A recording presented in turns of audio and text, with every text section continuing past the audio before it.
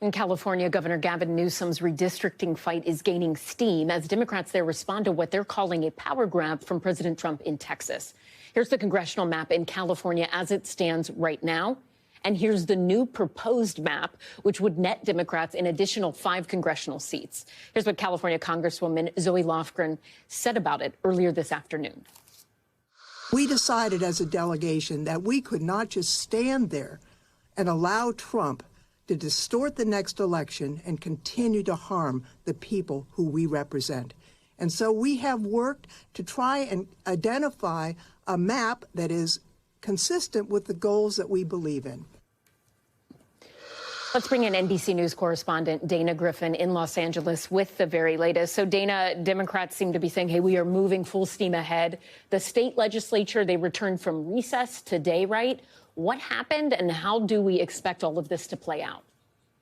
Yeah, Ellison, so today lawmakers returned from a months-long break, and they will start debating this issue throughout the week. They have to get a 2/3 majority when it comes to these ballot measures in order to declare a special election, funding for that election, and also to get redistricting on the ballot measure. Now, legislators will vote as early as Thursday, but they have until Friday to try to get those new congressional or the new district map in the November 4th election. And Republican lawmakers spoke out even after today, saying that gerrymandering should not be happening anywhere. And even some are now calling for a resolution in Congress to make sure that every state has an independent redistricting commission, similar to what California currently has. Ellison?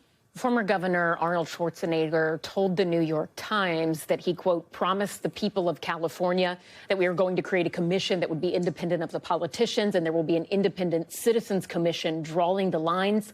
So I'm not going to go back on my promise. I'm going to fight for my promise. Explain that to us. For those of us who don't live in California, he is not the current governor.